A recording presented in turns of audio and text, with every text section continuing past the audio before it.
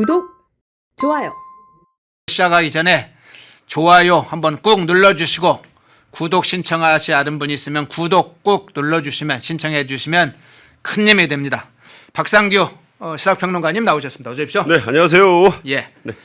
자, 사드를 빼갔다. 패트리엇도 패트리엇은 이미 이동을 했다. 뭐 사드의 레이더 문제, 뭐 여러 가지 문제가 나오고 있는데 우선 자, 한국군을 미국에서 요청하는 것인지 문제 나오고 있고 일본 자유대는 본격적으로 투입을 검토하고 있다. 이런 소식이 전해졌네요. 자, 일단은 이 안보가 이제 무너지고 있습니다. 네. 저는 그렇게 봐요. 왜냐하면 SBS의 3일 전 보도로 경북 성주의 사드 기지가 텅 비었다. 네. 보도가 이미 나왔죠. 지금 다시 확인된 바로는 8개 전체 포대가 일단 한번 나갔다는 거예요. 예. 오산으로 이동을 했고 알맹이는 다 빼주고 포대는 돌아왔대요. 그러니까 이제 껍데기만 와 있는 거죠. 그리고 탐지 레이더라든가 이 장비 이게 있어야 이제 눈이 있어야 뭐 사드도 어떻게 쓸 거 아닙니까? 근데 지금 알맹이가 되는 이 미사일들은 지금 성주에 없고 다 나간 것 같아요. 예. 뭐 포대까지 싣고 가면 항공기가 무거우니까 포대는 놔둔 거죠. 그리고 탐지 레이더하고 장비는 그 한국 국방부가 그걸 아직 안 나갔다. 뭐 일단 이렇게는 얘기하고 있습니다만 그건 뭐 어제나 그 상황까지의 얘기인 것이고 언제 빼갈지 몰라요. 네. 왜냐하면 본체가 나갔는데 눈도 나가야죠. 그렇게 보자면 큰일이다. 그 뭐 이 좌우를 떠나서 이건 정말 안보가 제가 보기엔 6.25 이후에 가장 위기 상황으로 가는 것 아닌가. 왜냐하면 중국이 얼마나 반대했어요. 그 사드 들어올 때 박근혜 대통령 때 뭐 들어눕고 인간사슬 만들고 뭐 난리 법석을 쳐가지고 못 들어오게 한 거 아니에요? 네. 근데 이번에 나가는데 아무 말도 없어요.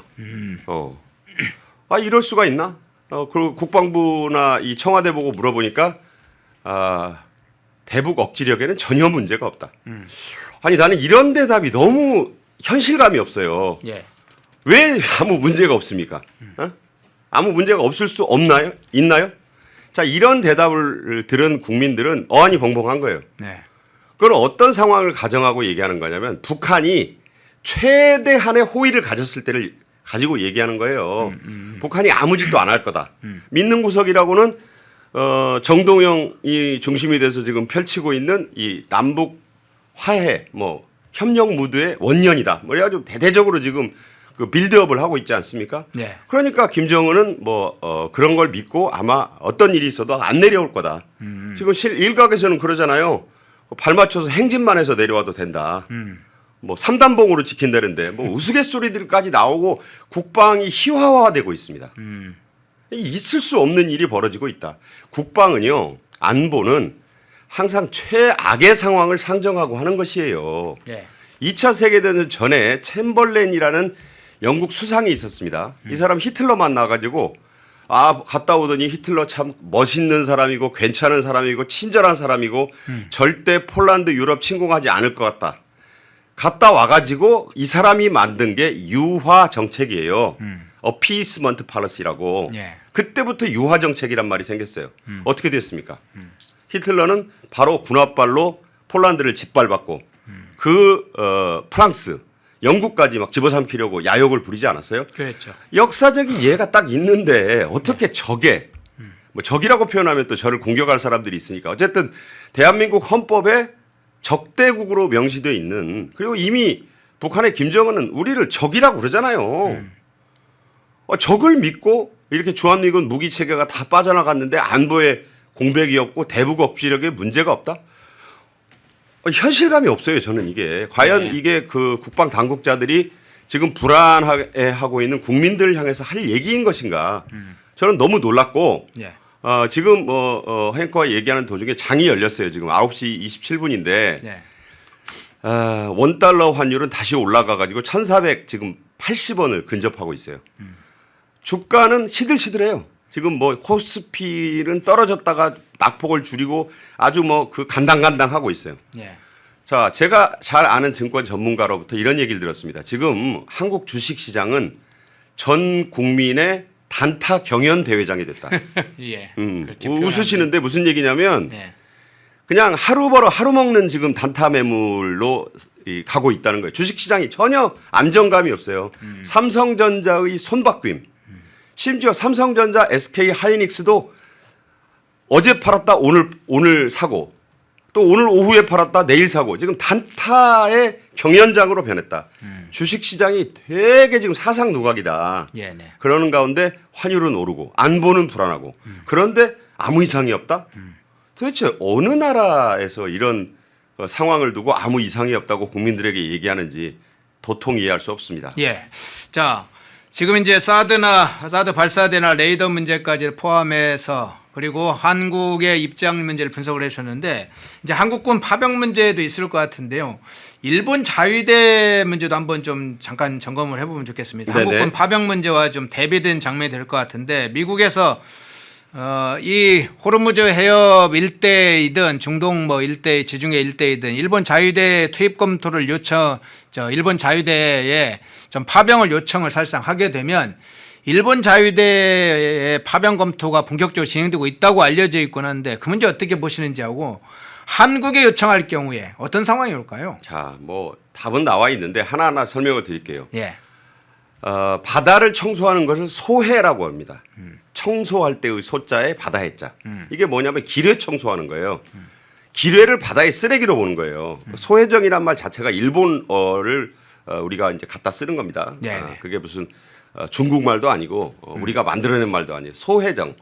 기뢰 부설함을 격침시켰다고 어제 트럼프 미국 대통령이 밝혔잖아요. 네네. 16척. 아마 속속 잡고 있을 겁니다. 자, 기뢰를 바다 쓰레기로 보고 이걸 청소를 해야 호르무즈 해협이 이제 안정이 될 텐데 계속 말씀드리지만 이 기뢰 부설함을 격침시키는 것 못지않게 지금 자위대의 병력, 일본이 해상자위대가 사면이 바다로 돼 있는 섬나라기 때문에 일본은 기뢰 이런 거에 아주 특화돼 있어요. 우리도 기뢰 제거 잘해요.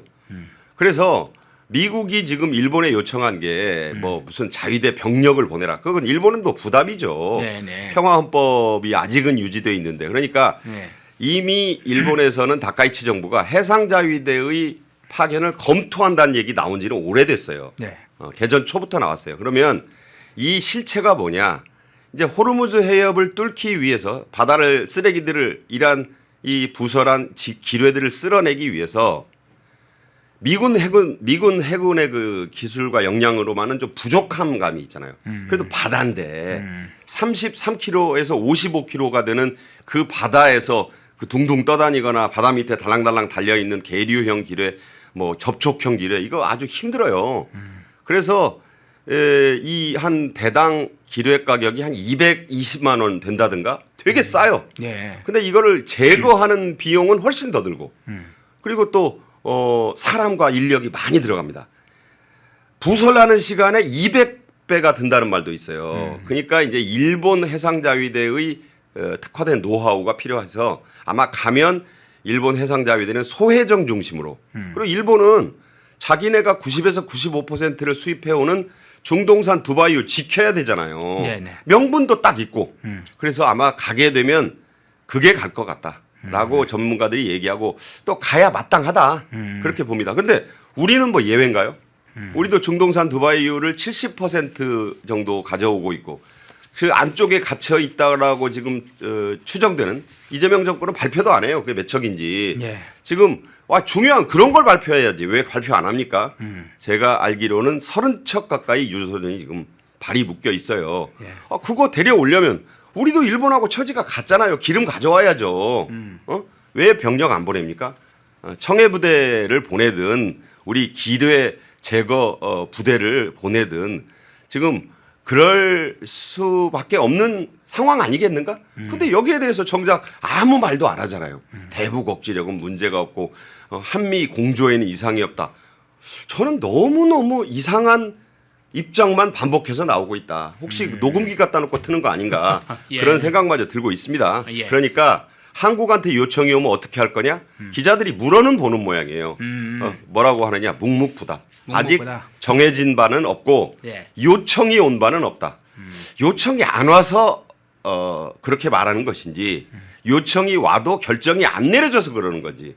이런 것이야말로 선제적으로 대응해서 지금 뭐 기름값이 지금 조금 있으면 더 엄청 오를 것 같고 지금 구윤철이 밝힌 그 유가 최고 가격제 윤곽도 나왔잖아요. 네네네. 근데 그거는 단기적 처방이고 출구만 틀어막자는 거잖아요. 근원을 제거해야지. 병이 났으면 수술을 하든지 저 뒤에 원인 제거를 해야지 거기다가 빨간 약 바르고 있습니까 지금? 저는 그런 생각이 들어요. 예.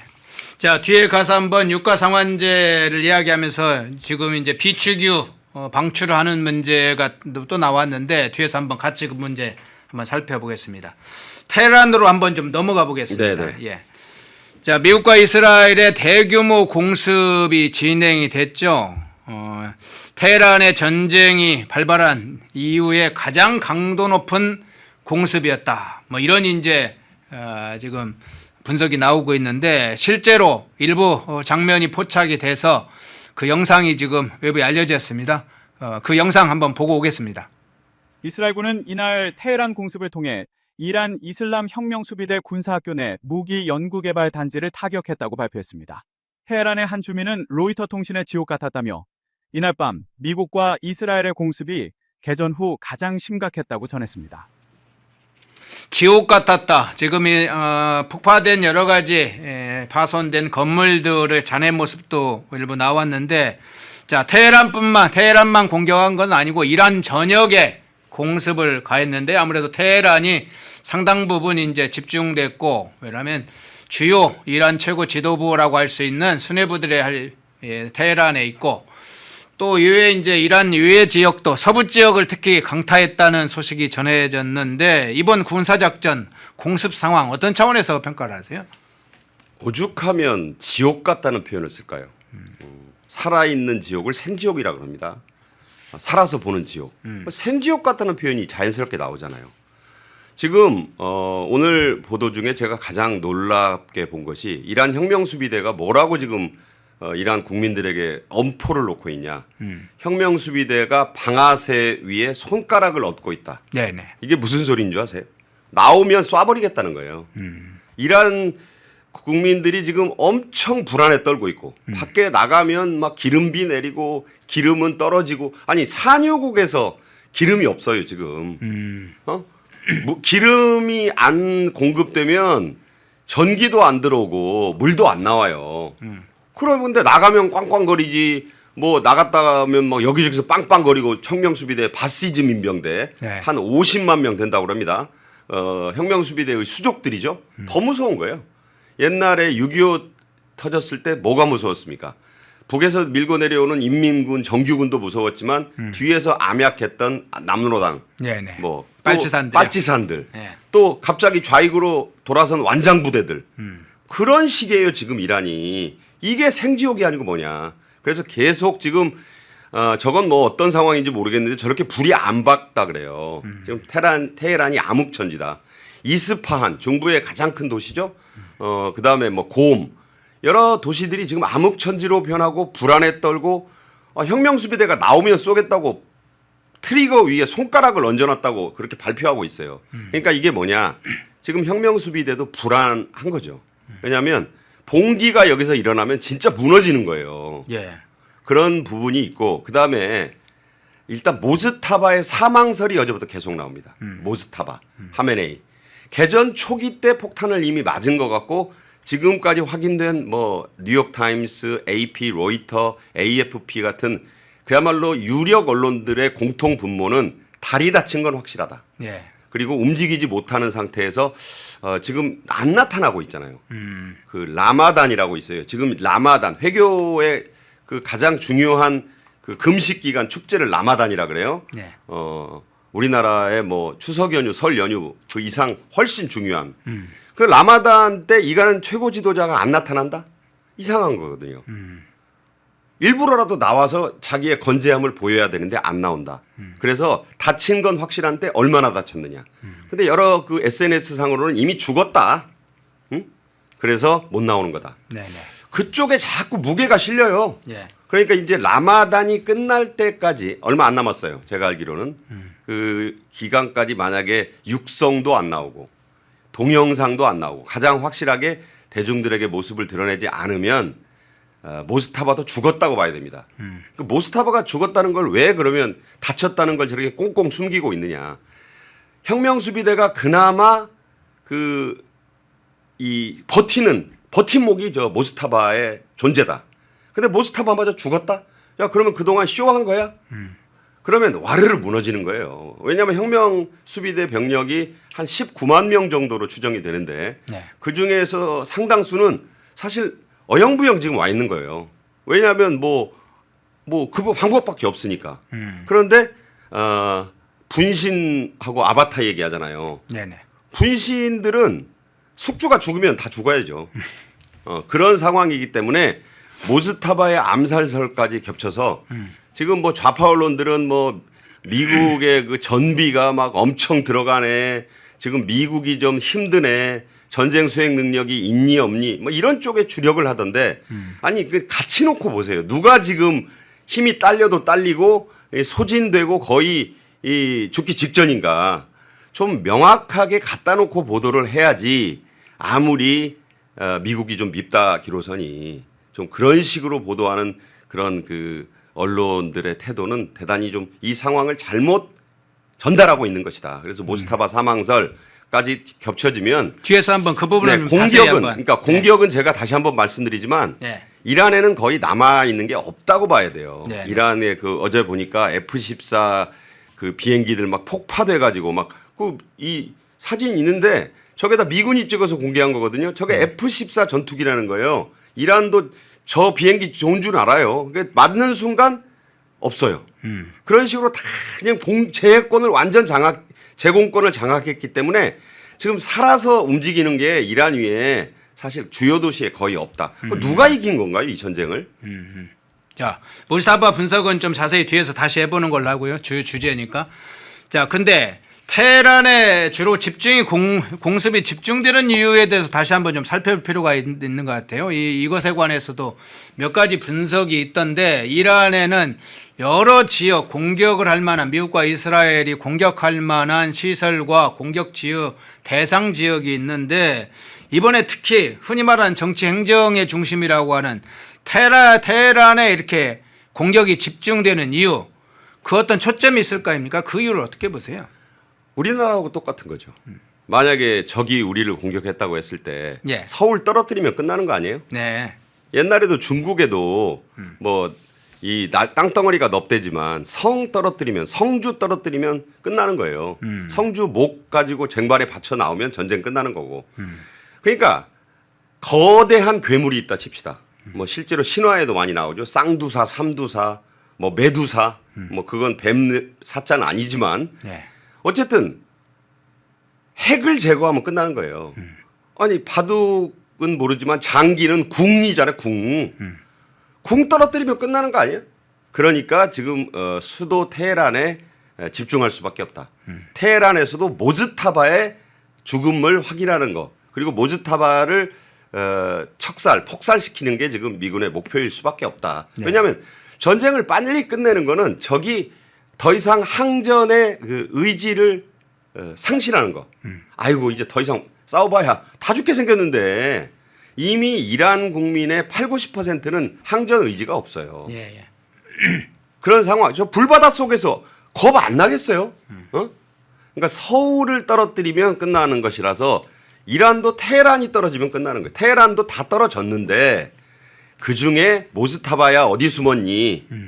나오면 목숨을 살려주마. 지금 트럼프 대통령의 태도는 분명한 거예요. 모스타바 보고 양자택일을 하라는 거예요. 꿇고 항복을 하든 아니면 네 시신을 내게 보여주든 뭐 그 둘 중에 하나밖에 선택지가 없다고 보고 있고 네. 제가 보기에는 아마 이 전쟁의 끝이 진짜 보이고 있다고 저는 생각해요. 다만 그 이 핵이 제거돼도 그 혁명수비대 뭐 라자린이라든가 모스타바 같은 그런 그 핵심 실세가 이제 제거돼도 여전히 나머지 세력들이 전 그 이란 여기저기서 그 꿈틀댈 수 있어요. 그게 이제 가장 군사 전문가들도 우려하는 게 코르무즈 해협에 남아 있는 해적 같은 그 선수들이 뭐 그 사람들이 기뢰 계속 풀면서 끝까지 우리는 저항한다. 뭐 후티 반군 같은 그런 해적들 말하는 그렇죠. 겁니까? 아니 네. 뭐 이란 혁명 수비대도 해적 수준이지 그게 무슨 네네. 정규군이겠냐고요. 그러니까 이 해적이 달래 해적이 아니에요. 그 체계와 대오를 갖추지 못하고 남들 공격하고 약탈하고 하면 그걸 해적이라 그러는 거지 그걸 정규군이라고 부르지 않습니다.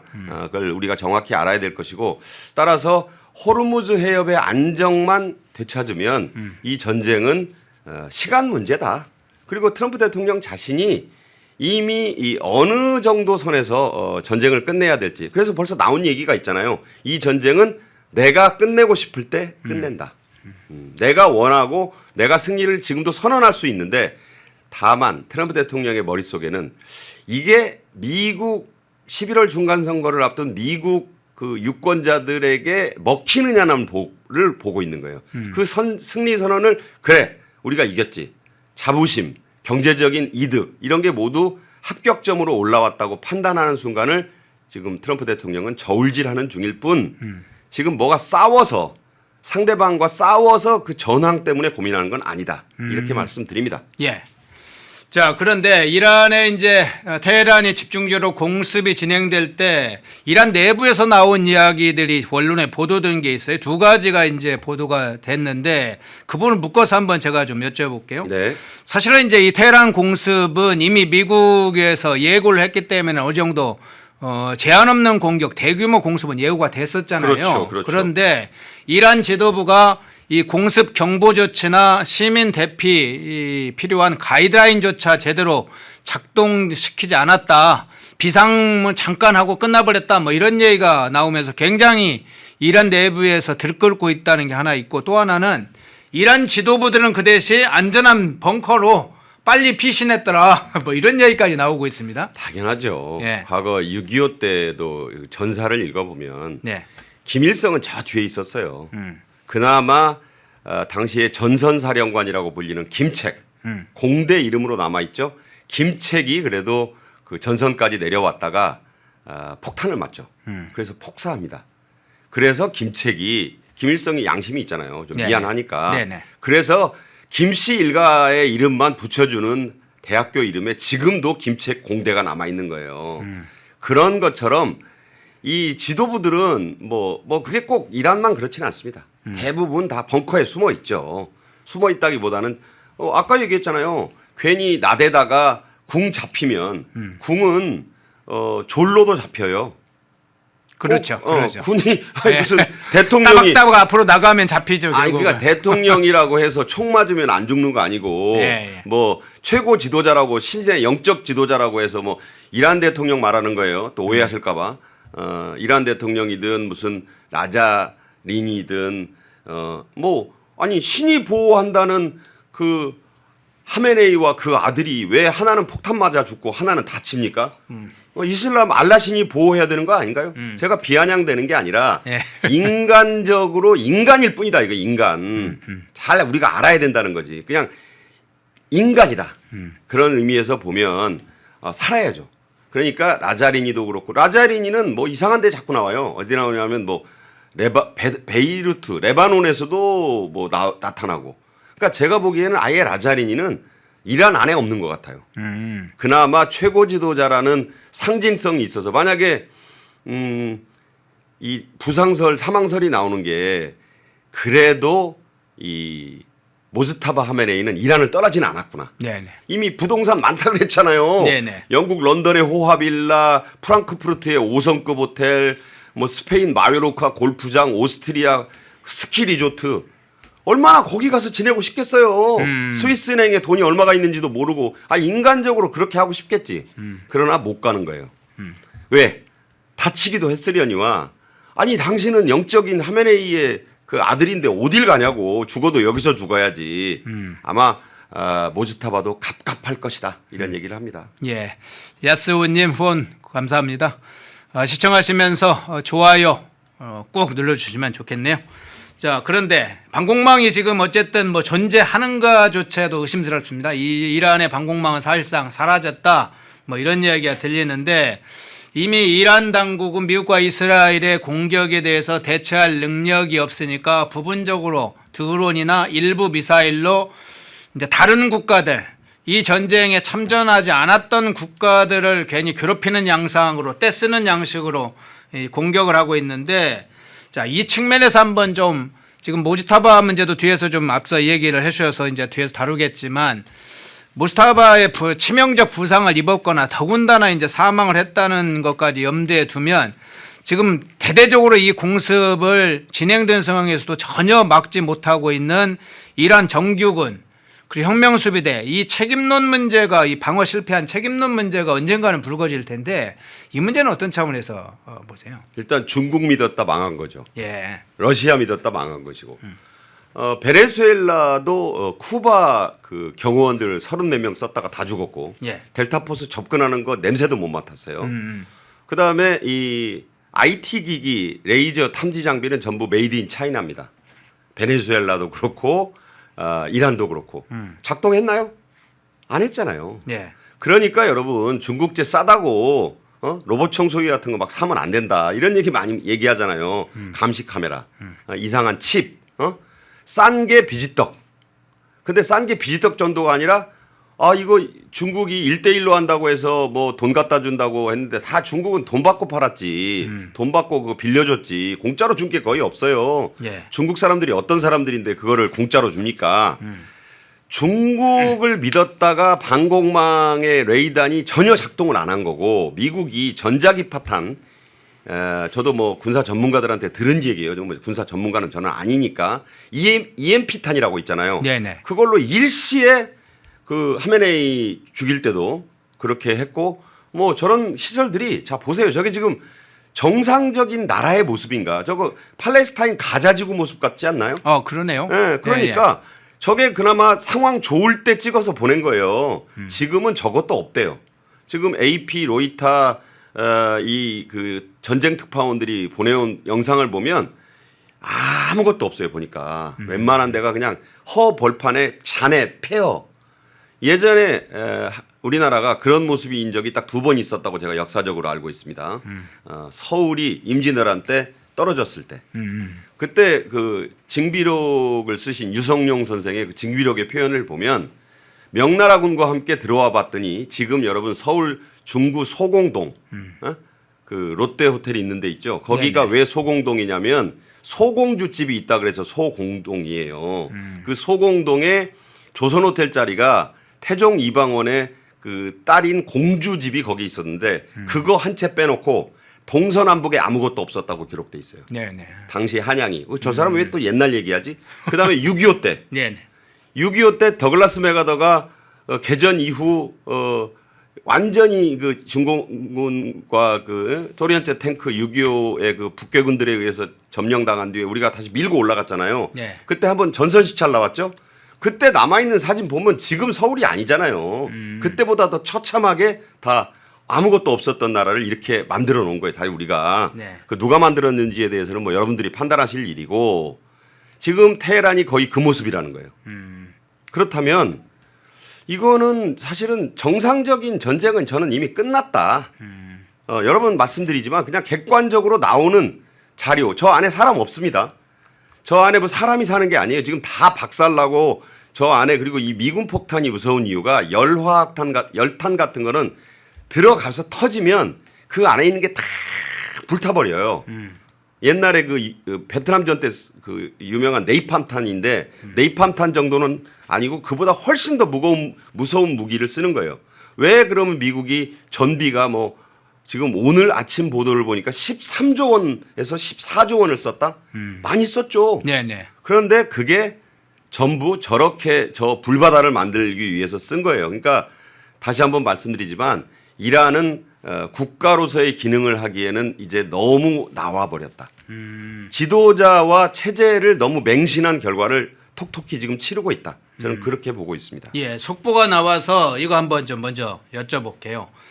자, 무역법 301조 관련해서 관보에 게재됐다는 소식이 전해졌네요. 자, USTR에서 연방 관보에 게재를 했다. 한중일 포함 16개 경제 주체의 무역법 301조 조사 개시를 했다. 앞서서 이제 좀 뭐 방송에서 오프닝에서 좀 이 301조 관보 개재될 것이다 보도가 나왔다 이런 이야기를 드렸는데 바로 이제 속보로 나왔네요. 본격적으로 301조 이 조사 개시가 지금 착수가 되겠네요. 제가 아마 이 자리에서도 여러 번 말씀을 드렸고 제 예. 개인 그 유튜브에서는 저걸 아주 강조를 해서 말씀드렸습니다. 예. 301조 망치가 곧 이재명 정권을 때릴 것이다. 온 거예요. 다만 이제 이렇게 이재명 정권이나 당국자들은 얘기할 겁니다. 우리만 그런 거 아니야. 일본도 있고 EU도 들어있어. 유럽도 들어있어.라고 얘기하겠죠. 그런데 그렇게 보도하면서 아이 우리만 그런 거 아닌데 뭘 호들갑이야 이렇게 얘기하면 안 됩니다. 이게 그 뒤에 있는 이 뉴스의 진실을 봐야 돼요. 자, 미국이 똑같은 조치를 취했어요. 왜냐하면 그 불공정 무역을 한다. 또 무역을 미국에 대해서 상대적으로 적자를 많이 내고 있는 나라는 다 대상국이다. 대상국 명단에 올렸죠. 네네. 그래서 한국도 들어간 거예요. 근데 유럽연합하고 일본은 백신을 지금 놨어요 이미. 사전 예방 주사를 다 놨다. EU는요 벌써 일주일 이상 전에 관세를 이 글로벌 관세, 월드와이드 관세를 10%로 유지한다는 미국의 확약을 받아놨습니다. 예. 그러니까 방탄복을 껴입은 거죠 지금. 그리고 일본도 며칠 전에 김정관이 캐나다에서 미국으로 급히 출장 갔었고 여한구도 또 통상교섭본부장도 또 하여튼 출장 공화국이에요. 또 갔었죠. 그런데 성과 없이 왔어요. 사실 제가 보기엔 성과가 없어요. 왜냐하면 슈퍼 301조 조사에 대해서 확답을 못 받았죠. 예. 그때 비슷한 시기에 일본의 아카자와 료세이 경제산업상 아주 대단한 장관입니다. 정말 아카자와 료세이 보유국이란 말을 들을 정도로 일을 잘해요. 이시바 시게루 때부터 다카이치 정부까지 같이 일을 하면서 그러니까 총리가 바뀌었는데도 뭐 당도 같으니까 계속 일을 하는데 아카자와 료세이가 이번에 가서 일을 잘하고 왔어요. 일본은 역시 우리도 EU처럼 10%로 못을 박아달라 예. 라고 해서 하워드 러트닉이 확약을 했다고 보도가 됐어요. 아사히 신문, 일본의 주요 매체들이. 그러니까 이 미국의 입장이 이거예요. 자, 301조 이제 공식 개시 선언문을 입장문을 다 보냈어. 네. 그게 이제 보도가 된 거예요. 관보에도 게재되고. 네. 그런데 미리 예방 주사 맞고 다 사전 합의를 한 나라들은 다 빠지는 거예요. 쉽게 얘기해서 군대 갔다 오신 분들에게 이렇게 말씀드릴게요. 야, 이 방으로 들어가. 여기서 좀 있으면 저 가스 훈련한다. 근데 EU하고 일본은 다 방탄 마스크 갖고 들어갔어요. 바로 입었지. 썼단 말이에요. 네네. 완벽한 거. 근데 한국은 그냥 들어간 거예요. 저는 왜 안 줍니까? 뭐 니네가 한 거 있어? 너네는 그냥 들어가라. 이렇게 된 거라고 보시면 돼요. 이제 저게 떨어졌어. 쿠팡의 미국 투자자들이 냈던 청원을 철회하라고 했던 보도 나왔잖아요. 네네, 그거 그랬죠. 뭐 왜 그랬느냐? 그것만 보도했잖아요. 그때도. 예. 그러니까 이게 301조 조사가 안 될 것처럼 보도를 했잖아요. 그거 사실이 아니다. 쿠팡 보고 그런 거예요. 미국에서 제이미슨 그리어 USTR 대표가 당신네 청원 받아주면 이거 하고 나중에 좀 우리가 본격적인 본편 영화 나가는데 당신네 예고편까지 하면 이게 2번 하는 거니까 예. 당신네 건 빼라. 그게 팩트예요. 이제 본편이 왔습니다. 우리는 EU나 일본과 같은 미국과의 사전 확약. 아예 표현이 딱 그래요. 확실한 약속을 받아냈어요. 그러니까 거기는 놀라지 말고 다 대비가 돼 있어요 지금. 이재명 정권만 방독면 없이 가스실로 지금 들어갔다 이렇게 보시면 됩니다. 예.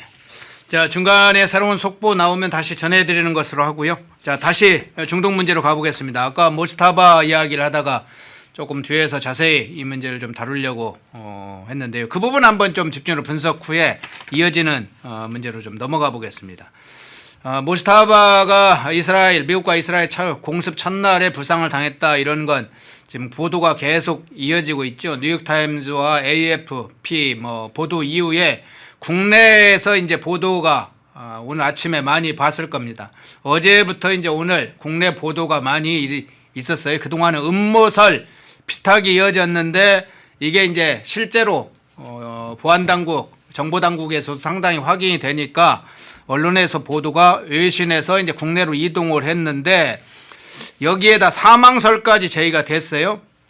일부 이제 정보 담당자들의 이야기도 있고 특히나 이스라엘 굉장한 이스라엘 그 분석을 많이 했던 성일광 서강대 유로메나 연구소 교수 이번에 정확하게 그 공격할 것이다. 불과 뭐 2월 28일이 아니라 2월 초에 대규모 이제 항모전단 이동할 때 저건 공격 전쟁을 하려고 가는 게 아니면 갈 수가 없다. 정확하게 전쟁을 할 것이다라고 그래서 당시에 위험용이다 뭐 이렇게 분석했던 사람들과 굉장히 방송에서 약간 다른 논리로 싸웠던 이 성일광 교수가 이렇게 이야기를 했어요.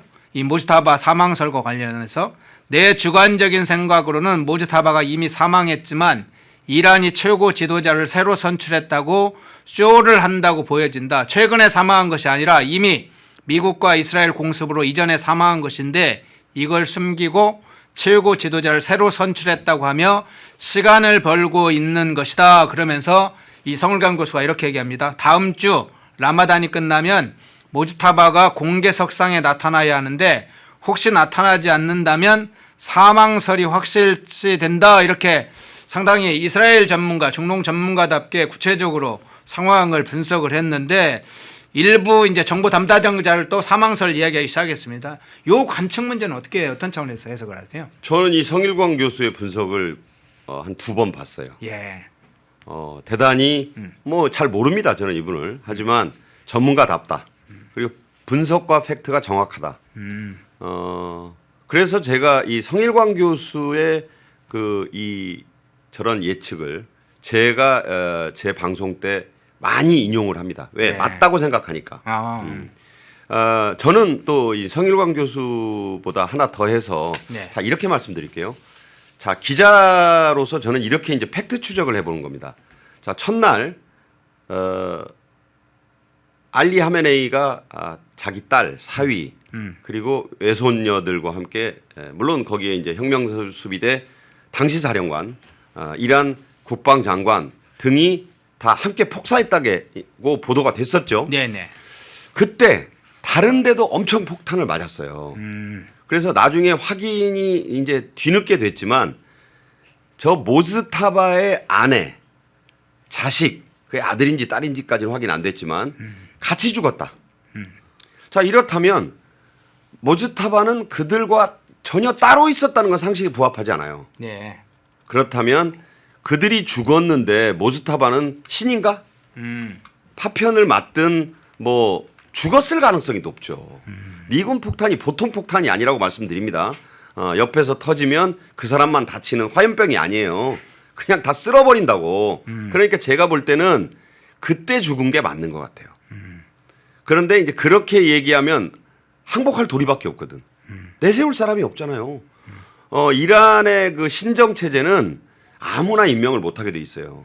그 최고 율법학자들만의 전문가 회의 88인의 그 투표를 해야 되는데 네. 일단 대상이 돼야 돼. 대상이 안 돼요. 나머지 라자리니 뭐 이런 사람들은 대상 자체가 안 되고 호메이니의 손자가 있어요. 네. 일대 그 호메이니 루홀라 아야톨라 루홀라 호메이니 그 손자도 있고 2대인 알리 하메네이의 둘째 아들 모스타바 하메네이 손자 뭐 아들 이거 어디 뭐야 왕조지 이게 무슨 이슬람이 말이 돼요 이게. 그럼 왜 1979년에 팔레비 왕조를 뒤엎었습니까? 그래놓고 나서 무슨 우리는 신성한 회교혁명을 했다? 가증스럽잖아요. 저는 뭐 이란 대사관에서 항의할진 모르겠지만 그렇게 생각합니다. 그래서 자기들도 야, 이 세습은 좀 아니잖아. 예. 지금 그렇게 얘기가 나온대요. 그런데 세습은 굉장히 비판적이죠 이슬람에서. 그렇죠. 세습은 알라의 뜻에 맞지 않아요. 저도 뭐 회교 관련 책을 좀 봤는데 그건 알라신의 뜻이 아닙니다. 그렇게 본다면 아니 쉽게 얘기하면 알라도 기독교 하고 뿌리가 같잖아요. 성경에는 형제 아닙니까? 거기서 갈라졌는데 그 뭐 예수님이 뭐 아들이 있는지 없는지 이건 불경한 얘기가 되지만 그 육친에게 무슨 물려준다는 얘기는 찾아볼 수가 없잖아요. 그러니까 회교도 그걸 안 해야 돼. 그래 안 하기로 돼 있는데 네. 왜 그러면 둘째 아들이나 그 루홀라 호메이니의 손자를 대상에 넣느냐 시킬 사람이 없어서. 근데 손자는 좀 아니지 싶어가지고 왜냐하면 손자는 너무 떨어져 있잖아요. 그러니까 즉각 순교자로 내세울 수 있는 이 하메네이의 아들 딱 적임자거든. 네네. 근데 시키려고 보니까 죽었어? 심하게 다쳐서 죽은 거나 진배 없어? 얼마나 곤경스러워. 이러면 항복을 그때 했어야 되는 거야. 근데 그럴 수 없기 때문에 일본 말로 가게무샤라 그러죠. 영무자. 네. 가짜. 그리고 그 제갈공명이 죽었을 때 제갈공명을 그 의자에다 묶고 이렇게 돌려 세워가지고 뭐 그런 식이 되지 않았나. 그래서 암살설이 신빙성이 있다. 그러니까 그때 죽은 게 맞는 것 같다는 거예요. 성일광 박사의 추측과 제가 기자로서 그때 이렇게 죽고 저렇게 죽고 그러면 하메네이는 딴 데 떨어져 있다 살았다? 이건 논리적으로 맞지가 않아요. 88인의 전문가 회의와 하메네이와 함께 그 수뇌부 회의가 토요일 오전에 열렸는데 네. 거기 있다 함께 죽었다는 게 가장 제가 볼 때는 설득력이 높고 아니면 혹시 모르니까 아들아 너는 다른 건물에 있어라. 그런데 그때 12군데를 다 동시에 미국이 때렸잖아요. 네. 그때 그렇다면 하메네이의 아내와 자식이 죽었는데 아니 우리가 보통 그런 미국의 공습이 임박했다 그러면 적어도 아내와 아이와 같이 있는 게 상식 아니에요? 그 아내와 아이가 죽었는데 모스타바는 살아있다? 이건 좀 부합이 안 된다. 그래서 암살설은 설 이상일 것이다. 저는 그렇게 보는 거죠. 예, 상당히 근거 있게 분석을 해주셨는데 만일에 이제 그런데 부상설도 이제 유력한 이제 근거가 있는 걸 하나로 가정을 해볼 때요. 네네. 이제 지난번 공습을 할 때 지금 12군 얘기를 해주셨는데 모스타바가 있는 지역이 공습은 이스라엘 50대 전투기가 투입된 걸로 현재는 이제 보도가 됐었는데 네. 그곳에 사실은 모스타바 위치를 알았다면 하메네이 벙커 위치도 물론 알았고 모스타바 위치를 알았다면 사실은 다 최고 보안 시설 아닙니까? 그렇죠. 그러면 이런 정도로 위치를 알고 있었다면 그 안에 고위급 첩자가 사실 스파이가 있다는 것인데 그 후에 무스타바가 살아있다면 부상짓고 어디 다른 데 이동했다면 그걸 이동하는 걸 놔뒀을까 몰랐을까 이런 생각이 들어요. 당연히 이제 오늘 나온 보도를 보니까 예. 그들이 말하는 이란 회교혁명 수비대가 말하는 첩자 예. 밀정이죠 밀정. 예. 밀정은 우리나라의 일제 시대에도 많았고 우리나라가 이제 그때 일제 시대 때 가장 참혹하게 그 피해를 본 게 이 밀정들 때문이다. 일본 놈들이야 그렇다 쳐도 일본인들이야 밀정이 무섭잖아요. 네네. 그 영화 밀정도 있잖아요. 송강호 배우가 연기해서 저는 아주 재밌게 보고 나중에 재방송도 볼 때마다 참 무릎을 쳤는데 밀정. 미국의 입장에서는 모사드 CIA나 모사드의 입장에서는 스파이 중요한 스파이죠. 그렇죠. 첩자. 예. 우리 옛날 말로 뭐 이제 간자, 세작 뭐 여러 표현 쓰지 않습니까? 필요하죠. 근데 이번에 혁명수비대가 한 20-30명 붙잡았다 그래요. 예. 잡았겠죠. 근데 모사드는 이번에 그 혁혁하게 그 다 뭐 이 전과를 몰릴 수 있었던 게 수십 년 전부터 이런 사람들을 동원해서 테헤란 시내의 교통 CCTV 정보를 다 해킹했대요. 예. 이게 참 무섭더라고요. 교통 CCTV 정보를 갖고 있으면 우리나라도 범인 잡는 게 다 이 CCTV 때문에 잡는 거 아닙니까? 내비게이션 정보 다 해킹해가지고 보니까 하메네이가 나와서 어디서 차를 타고 어디로 가고 다 손바닥 보듯이 들여다보고 그 정보를 공유하면서 자 저기 들어갔어. 저기 때려. 그런 식으로 했다는 거고 그 역할을 그 이스라엘과 미국에 고용됐을 수도 있고 예. 자발적으로 했을 수도 있고 그러다가 첫 버전에서 불가피하게 체포도 되는 거고 라고 본다면 그 이번에 모사드와 그 해킹 정보 정말 테헤란 시내의 교통 CCTV를 다 해킹했대요. 그러니까 우리가 이게 북한 해커부대를 우습게 보면 안 되는 게 한국의 교통 내비게이션 그 정보 같은 거 경찰청에 있는 거 해킹을 해가면 다 알고 있다는 거예요. 거기를 드론을 보내고 그 첨단 레이저 장비로 가서 딱 빨간 점 찍어가지고 때리는데 그거 어떻게 살아남겠습니까? 그런 얘기를 하는 거예요. 네. 예. 예, 아까 후원을 해주셨는데 말씀을 못 드렸네요. 상록수님, 조이진님 후원 감사합니다. 지금 시청자분들이 한 13,000명 정도 되는데 좋아요는 아직 좀 적네요. 좋아요 꼭 눌러주시면 큰 힘이 됩니다. 함께 이 방송이 넓은 곳으로 여러 곳으로 퍼질 수 있도록 좋아요 한번 꼭 눌러주세요. 자, 국내 문제로 한번 좀 돌아와 보겠습니다. 김어준의 뉴스 공장 이게 이제 정치권을 강타하는 상황이 벌어졌네요. 이재명 공소 취소 거래설이라고 불리는 뭐 이 이름이 정확한 건 아닙니다. 그냥 압축해서 이재명 공소 취소 거래설 이렇게 일부에서는 음모설인데 이게 음모설이라고 할 필요가 있나요? 지금 충분히 이제 확인 작업을 거쳐야 될 일이긴 하지만 거래설이라고 하는 게 맞겠죠. 자, 일단 그 영상 먼저 주요 영상 핵심적인 장면 영상 먼저 보겠습니다. 누가 봐도 이재명 대통령의 최측근이라고 볼 수밖에 없는 정부 고위 관계자가 매우 최근입니다. 고위 검사들 다수에게 메시지를 전달했습니다. 내 말이 곧 대통령의 뜻이다. 나는 대통령이 시키는 것만 한다. 공소 취소해줘라. 그 메시지를 전달받은 고위 검사 중 한 명은 이런 뜻을 또 얘기를 했다고 그럽니다. 아니, 그러시지 말고 차라리 그러면 절차와 개통을 밟아서 정식으로 지휘를 하셔라. 그래서 이것이 뭐 한두 명한테 전달한 게 아니기 때문에 검찰 조직 안에서 이 얘기가 빠르게 퍼지고 있습니다. 검찰은 이 메시지를 어떻게 생각하느냐? 이재명 정부가 우리랑 거래하고 싶어 하는구나. 뭐 당연히 그렇게 생각하겠죠. 여기까지는 팩트입니다. 요것과 관련해서 또 추가 취재한 거를 말씀드릴 텐데 왜 구분하냐면 여기서부터는 누군가의 의견이나 해석이 들어가 있을 수 있는 취재 내용입니다. 이 얘기를 들은 검사들은 어떤 생각을 하고 있느냐? 제발 공소 취소해줘라. 이 생각을 하고 있다라고 합니다. 이 말이 무슨 말인지 그 해석을 해드릴게요. 검찰은 이미 이재명 대통령의 정권 말기 혹은 임기 후에 이재명 대통령을 털 생각을 하고 있습니다. 지금 제기된 범죄 말고 새로운 범죄로 제목까지 정해놨습니다. 직권남용입니다. 직권남용을 왜 얘네들이 생각하게 됐느냐. 동부지검에 인천세관 마약 수사팀 전담 수사팀을 이문정 동부지검장을 중심으로 해서 꾸렸잖아요. 거기에 대통령이 백혜룡을 넣어주라고 지시합니다. 요거 직권남용이다.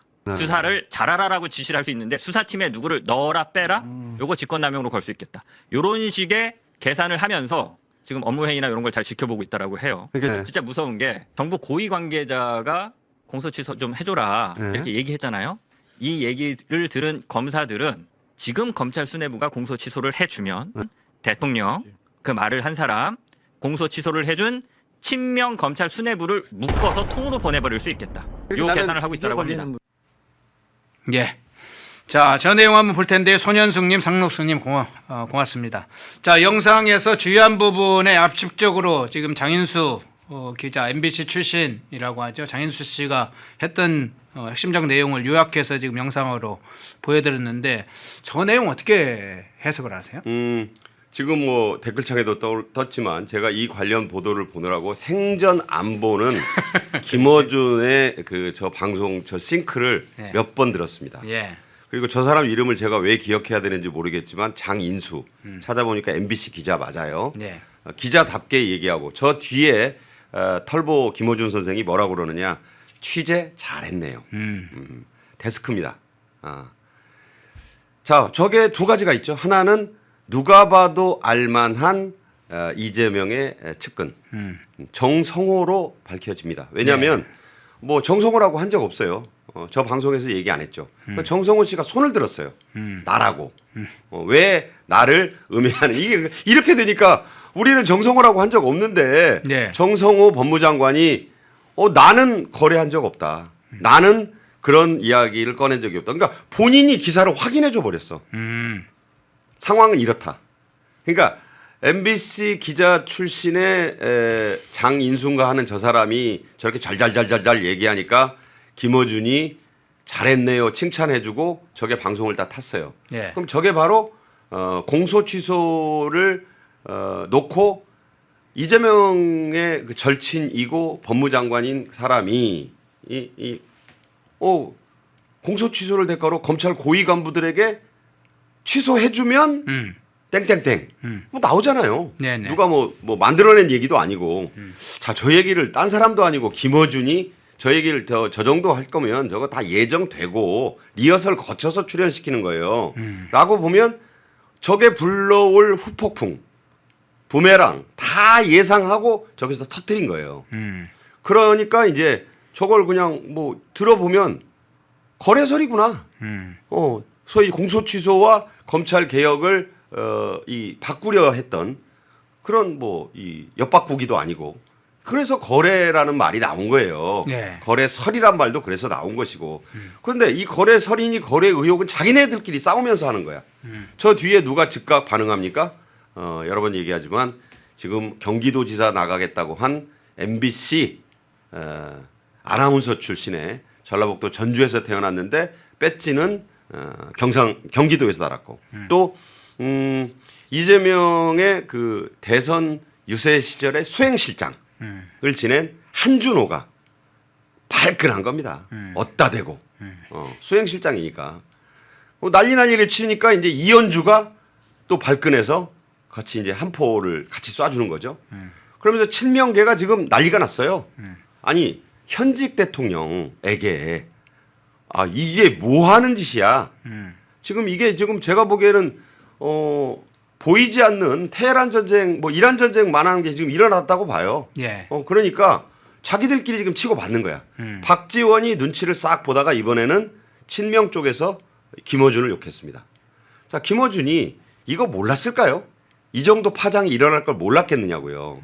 지금은 김어준 쪽에서 일단 이걸 그 지뢰를 터뜨려 놓고 보고 있는 거예요, 지금. 자, 이게 이제 여론이 어떻게 돌아가는가. 그랬더니 국민의힘의 송원석 원내대표가 뭐라 그랬습니까? 특검해야 되겠네.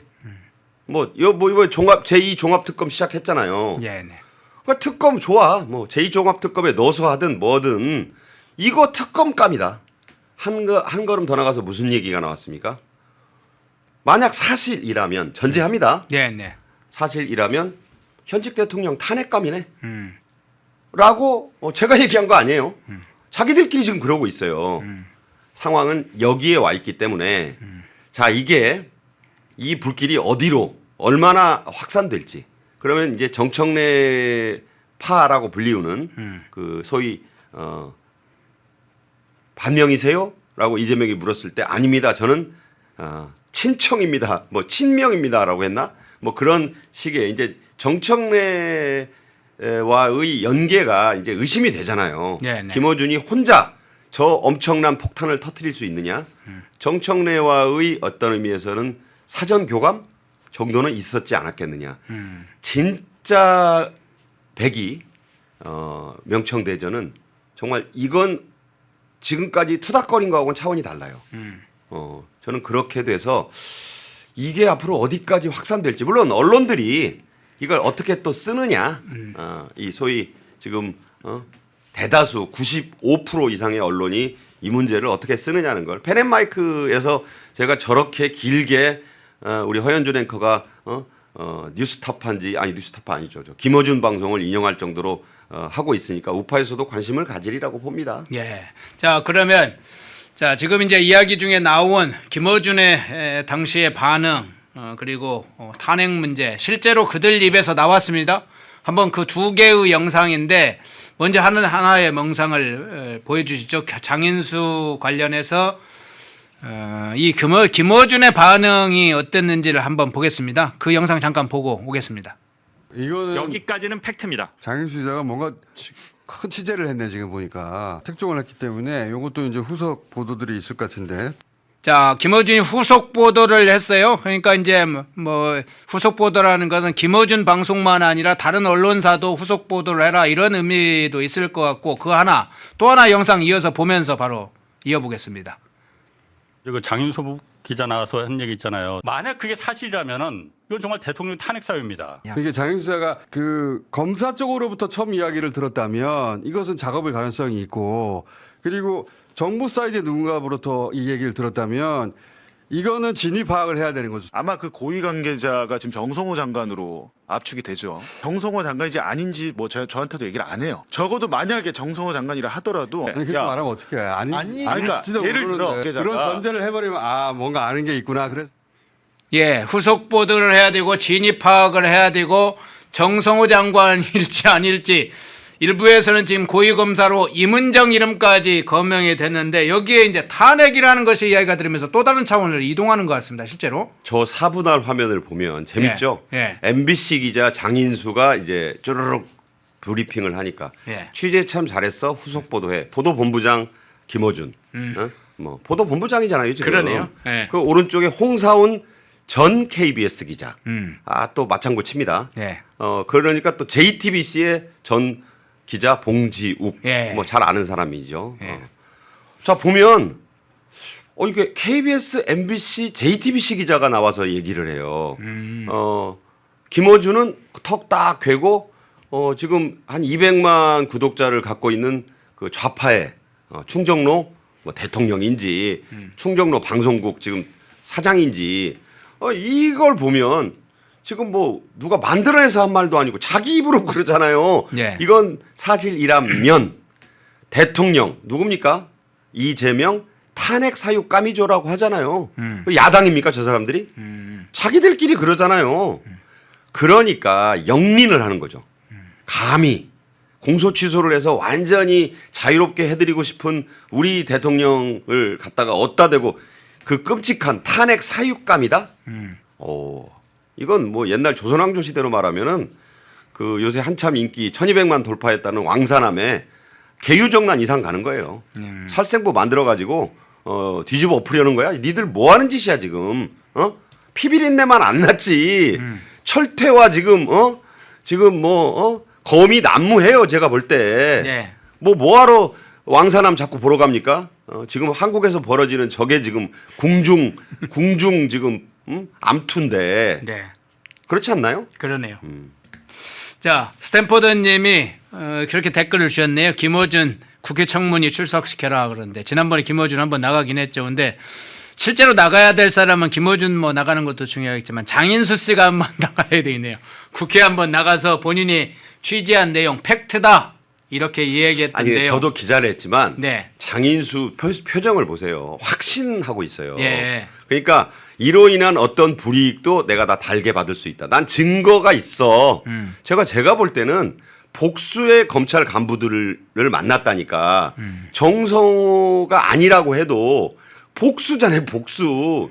많이 만난 거예요. 그들 중에 누군가가 녹취록을 줬을 수도 있고 그러니까 정성호도 변호사 출신에 오선인가요? 뭐 의원도 했고 이건 내가 부인해가지고 나 아니라고 해봐야 소용없겠다. 그래서 손을 드는 거예요 지금. 예. 그러니까 이거는 누가 무슨 국민의힘 쪽이나 보수 뭐 유튜버가 공격한 것도 아니고 주장한 것도 아니고 자기네들끼리 좀 저러잖아요. 자기네들끼리. 자, 그럼 한 가지만 추가해서 제가 여쭤볼게요. 이 사건 자체가 지금 일부 이제 뭐 민주당에서는 음모설로 더 좀 덮고 있습니다만 계속 정치적으로는 덮으려고 했는데 실제로 이제 추가 취재를 통해서든 누군가의 증언에 의해서든 새로운 사실이 알려져서 상당히 신빙성 있는 이제 증거들이나 정황들이 추가적으로 나온다면요.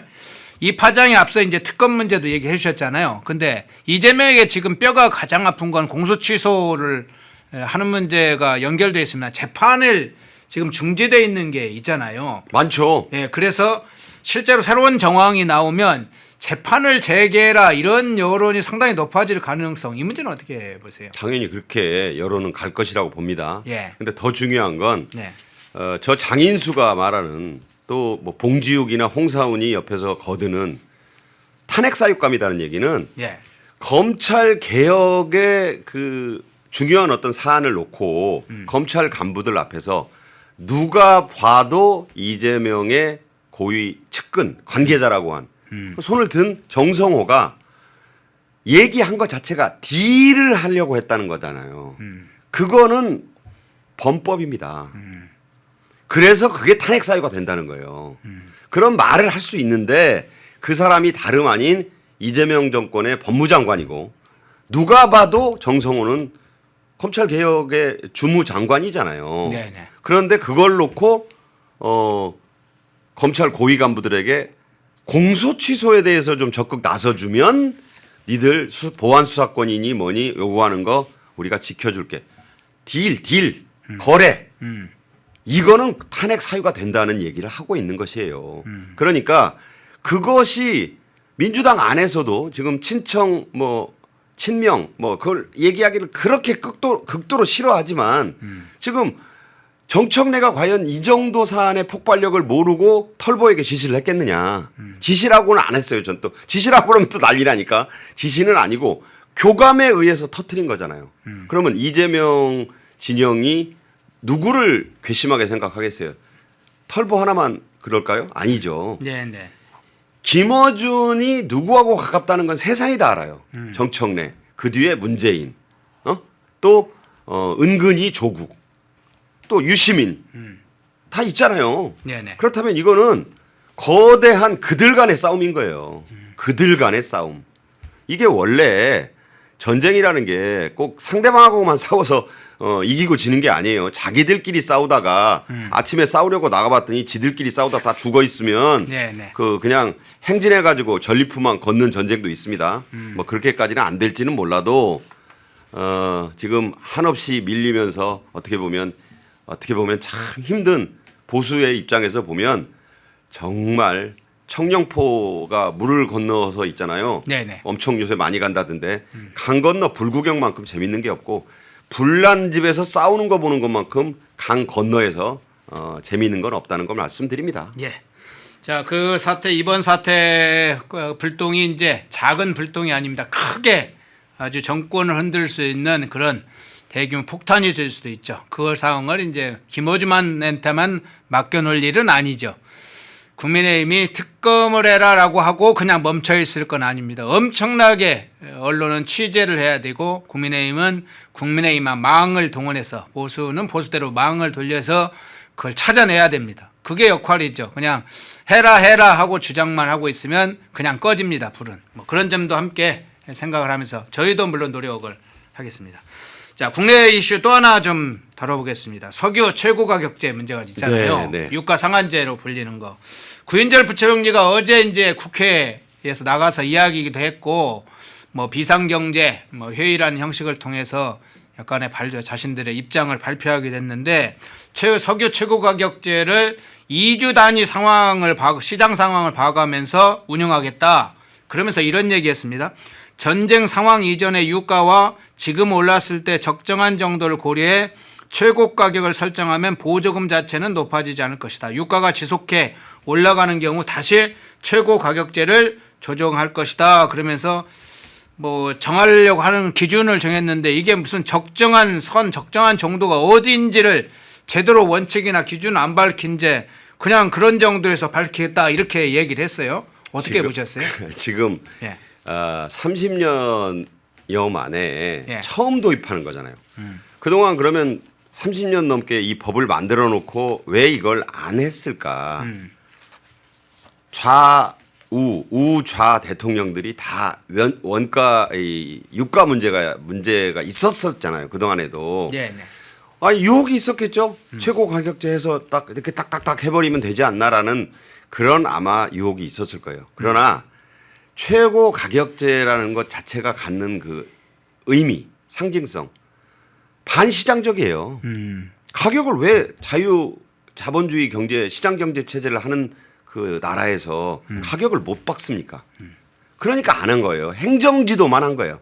이른바 넛지라 그래서 시장에는 넌지시 옆구리 찌르듯이 이렇게 살짝 개입을 해야지 네. 저렇게 정부가 완장차고 팔 벗고 나오면 가격 구조를 왜곡시킵니다. 왜 보이지 않는 손을 아담 스미스가 얘기했을까요?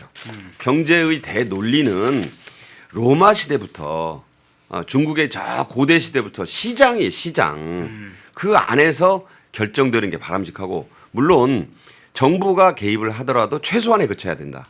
그런데 이 최고 가격제는 한 번도 안 해본 걸 하려니까 구윤철 또 산업부 장관 김정관 다 주무장관이 원래 김정관이잖아요. 네네. 근데 이제 그제 국회에 간 그 사람은 재경위가 열렸으니까 소관 장관인 이 구윤철이 간 겁니다. 그러니까 답변을 두 가지밖에 안 했어요. 어느 기준이 되면 풀 겁니까? 1,800원대라고만 그랬어요. 그거 자기도 모르겠는 거야. 제일 중요한 거 얼마로 설정할 거예요? 그걸 대답을 못 하잖아요. 그냥 2주 만에 한 번씩 최고 가격을 정한다는 원칙과 싱가포르 원유 선물 시장에 그 매일매일 변동되는 가격 플러스 알파 네. 마진 좀 더 그러니까 모르겠는 거야 자기들도 얼마로 해야 될지 아직 감이 안 나와. 왜냐하면 싱가포르 선물 시장 자체가 이래요. 아니 이거를 2주 동안 못을 박는다? 그거 2주 동안에 무슨 변화가 일어나면 어떡하려고. 그러니까 이게 못을 들고 망치를 들고 나섰는데 어디다 박아야 될지를 모르는 거예요. 지금 이 정부도. 간단히 말씀드리면 그런 형국이다. 왜 안 해봤으니까. 그리고 다시 한번 말씀드리지만 2주 만에 한 번씩 최고 가격의 그 상한을 정한다는 것은 세계적으로 크로아티아가 시도한 바가 있습니다. 그런데 실패했어요. 그래서 이건 실패한 정책이다. 청와대 정책실장 김용범이 처음 얘기를 했어요. 그러니까 구윤철은 김용범 한 말을 그냥 원칙적으로 확인을 한 거예요. 그러니까 진짜는 구윤철이 아니라 김용범인 거죠. 김용범이 원칙을 밝혔는데 오늘 내놓는다 그랬는데 오늘 목요일이에요. 아직까지 속보 안 뜬 거 보면 오늘 오후에 낼련지 내일 낼련지 지금 그 밑에 지금 아마 산업부하고 재경부 그 사무관들만 지금 머리가 터지고 있을 거예요. 빨리빨리 지금 안을 내라고. 근데 안을 낼 수가 없는 게 이게 유가가 어떻게 될지 아무도 몰라요. 2주 동안 고정한다고 하고 또 구윤철이 뭐라 그랬냐면 그러면 그 가격 상한선 어디다 둘 겁니까라고 의원이 물으니까 그냥 뚜렷하게 말을 못하고 뭐라 그랬냐면 정유사의 도매값을 통제하겠다 그랬어요. 근데 제가 말씀드렸지만 정유가의 통제 기름 도매값을 통제하는 건 쉽기는 해. 네, 네. 간단하겠죠? 네. 몇 개 안 되니까. 그런데 문제는 전국에 10,000곳이 넘는 주유소를 정유사마다 사정이 다 다르고 뭐 그것도 그렇잖아요. GS 오일, 뭐 S 오일, GS 뭐 다 다를 거예요. 상황이. 그 기름 값도 다르고. 그리고 늘 말씀드리지만 지역과 사정에 따라 천차만별이에요. 주유소 값이. 여러분 차 타고 다녀보세요. 똑같지 않잖아요. 지금 1,700원대를 받고 있는 주유소가 있어가지고 무슨 기사를 보니까 돈줄 내러 막 사람들이 간다. 고맙기도 하고. 반시장적입니다. 그래서 이재명 정권도 지금 모르겠는 거예요. 이 잡을 모르겠는 거야. 네. 그러니까 제가 보기에는 이런 거 자체를 꺼내든 것이 잘못이다.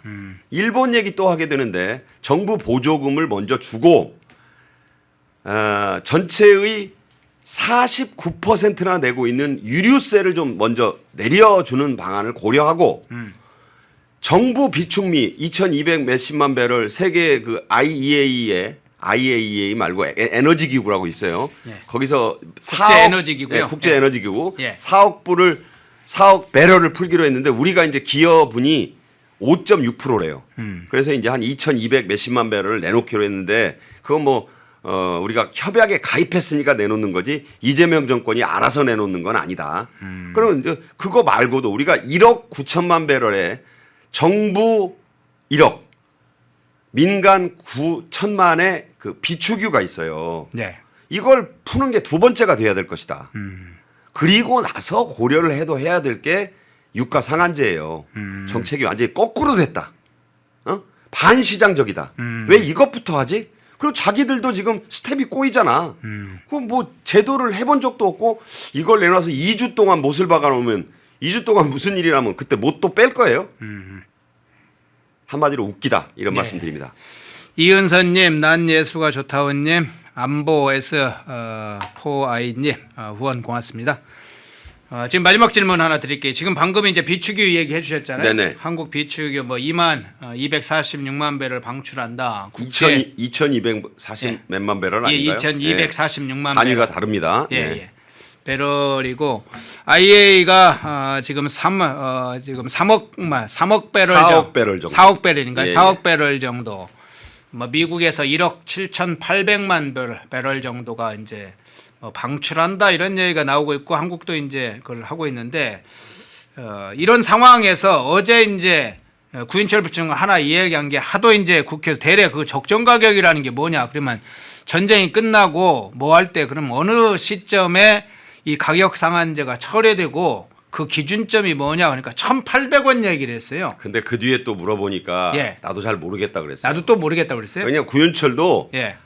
깝깝하죠. 자기가 성안한 것도 아니고 위에서 네. 시켜서 하는 건데 네. 1,800원대가 올지 안 올지도 모르고 나도 몰라요 의원님. 예. 왜 자꾸 나한테 묻는 거야. 예. 그러니까 구윤철도 처음엔 1,800원대 정도. 1,800원도 아니에요. 1,800원 1원부터 1,899원을 다 포괄하는 식으로 예매하게 얘기했다. 또 다른 의원이 좀 확실하게 좀 얘기해봐요. 얼마 되면 풀 건지. 그랬더니 네네. 잘 모르겠습니다. 주무장관도 모른대. 김 장관은 왜 아무 말도 안 하고 있습니까? 아니 좀 말할 때 하라는 거예요. 말할 때 안 하고 하지 말라 그럴 때 하고 합의하고 왔다 그랬는데 합의된 거 하나도 없고 정부의 메시지가 일관되고 믿을만 해야 국민들이 믿을 거 아니에요. 늑대와 양측이 되는 거 아닙니까 지금. 예. 국민들이 기름 한 방울 안 나는 나라에서 정부마저 이걸 신호를 제대로 안 주면 무슨 신호 보고 따라갑니까? 좌측 깜빡이 넣었으면 좌측으로 가고 우측 깜빡이 넣었으면 우측으로 가야 돼요. 왼쪽 오른쪽 깜빡이 넣고 갑자기 가다가 쓰고 어떡하란 겁니까? 예.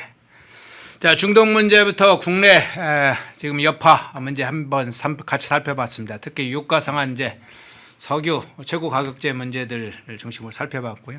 모지타바의 사망에 따라서 부상이냐 사망에 따라도 좀 이런 사태도 새로운 국면으로 갈 텐데 그 부분도 한번 모사드가 그건 추적을 하고 우리는 이재명의 이 공소 취소 거래설 관련한 걸 추적을 해야 되겠네요. 그 상황까지 한번 살펴봤습니다. 박상규 시사평론가님이었습니다. 고맙습니다. 감사합니다. 예. 네.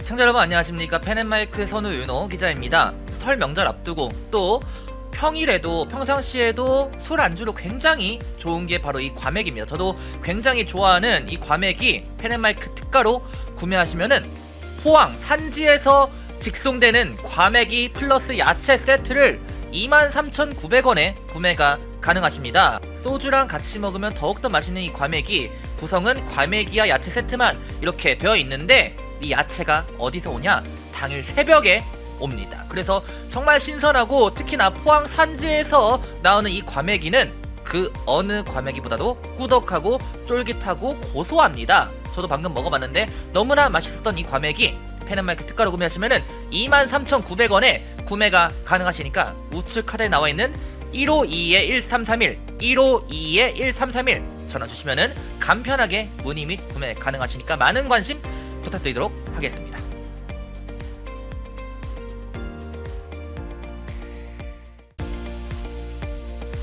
시청자 여러분 안녕하십니까. 펜앤마이크 선우 윤호 기자입니다.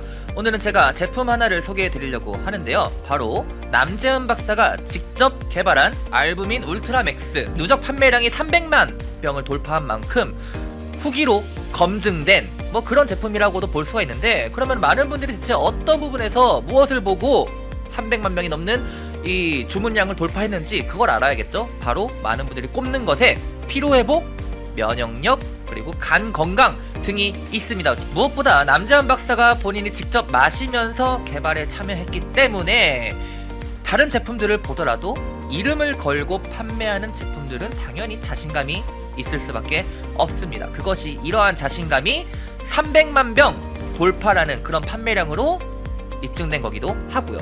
이 피로회복, 면역력, 집중력 저하, 간 건강 등 이 하루 한 병 바꿔보시면은 아마 일상이 달라졌다는 후기들이 많은 것처럼 여러분들도 그 후기가 자신의 후기가 될 수 있을 거라 생각을 합니다.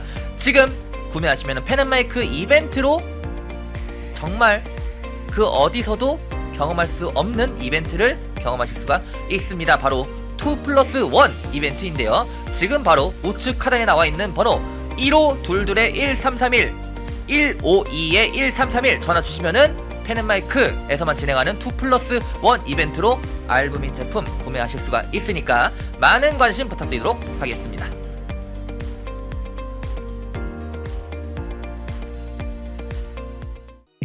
펜앤마이크에서 추천하는 영상도 보고 가세요.